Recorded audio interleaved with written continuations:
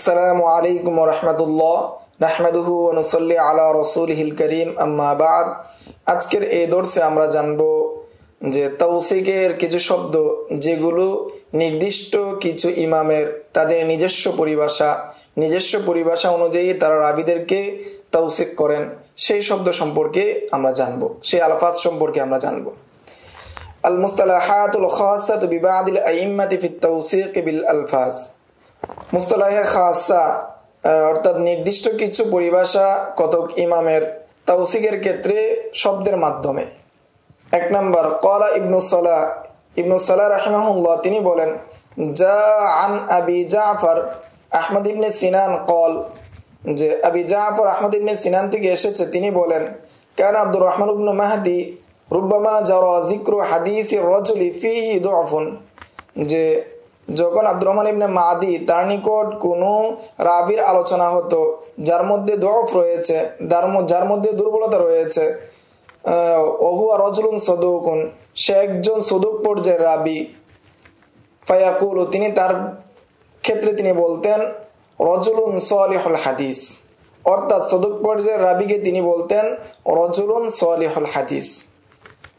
ক্বালা সাখাবী, ইমাম সাখাবী রাহিমাহুল্লাহ তিনি বলেন, হাদা ইয়াক্তাজি আন্নাহা ইয়ানি সালিহুল হাদিস, এই বিষয়টা অর্থাৎ আব্দুর রহমান মাহদি এর কৌল সালিহুল হাদিস, এই কথাটা কামনা করে বা এই কথাটা তাকাজা করে, হিয়া ওয়াল ওয়াসফু বিসাদুকি ইনদা ইবনি মাহদি সাওয়া, যে ইমাম ইবনে মাহদির নিকট সালিহুল হাদিস এবং সদুক দুজন একই, দুটি শব্দ একই স্তরে ব্যবহার হয়।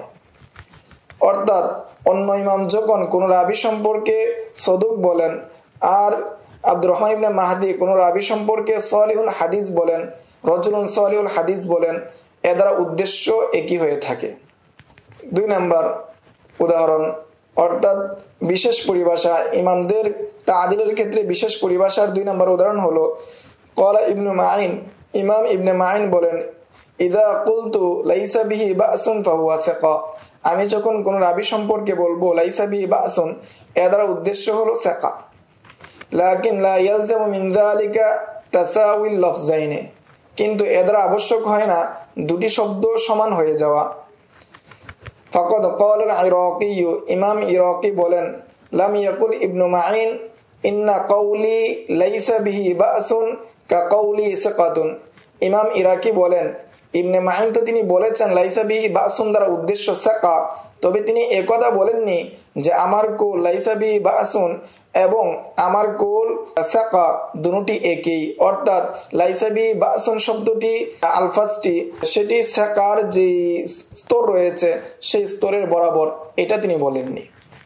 হাত্তা ইয়ালজামু মিনহু তাসাউই বাইনাল লফজাইন, যার মাধ্যমে আবশ্যক হবে দুটি শব্দের মফহুম দালালত এক হওয়ার দিকে ইঙ্গিত দিবে, আবশ্যক হবে, সেটা দাবি করে না।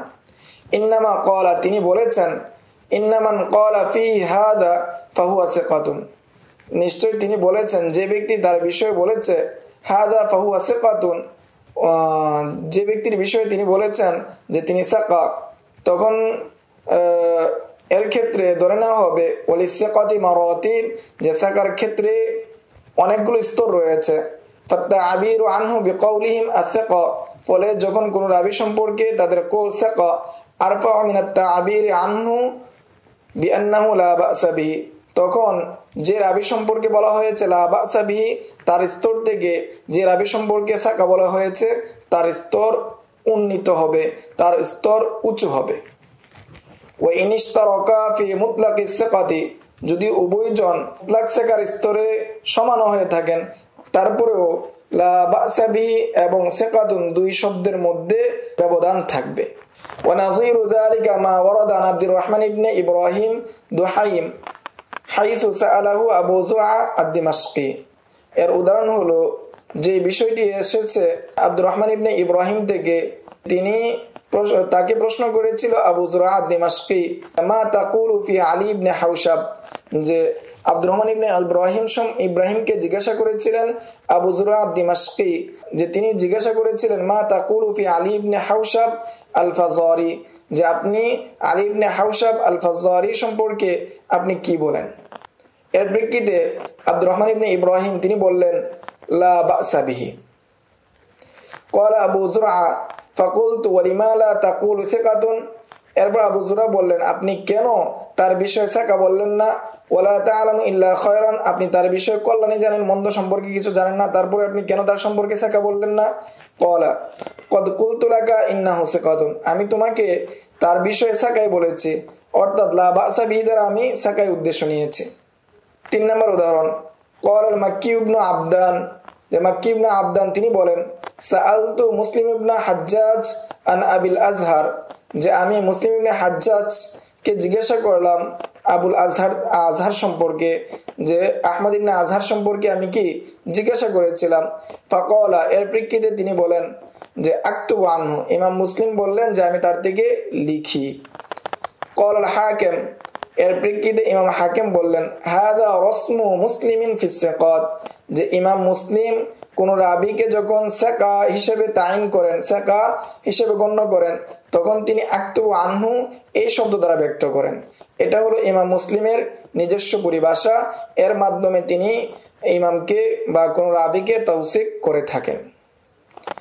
এই ছিল কতক ইমামের নিজস্ব কিছু পরিভাষা, নিজস্ব কিছু যে ইস্তিলাহর মাধ্যমে তারা রাবিদেরকে তাওসিক করে থাকেন, এই সম্পর্কে সংক্ষিপ্ত আলোচনা। আসসালামু আলাইকুম ওয়া রাহমাতুল্লাহ।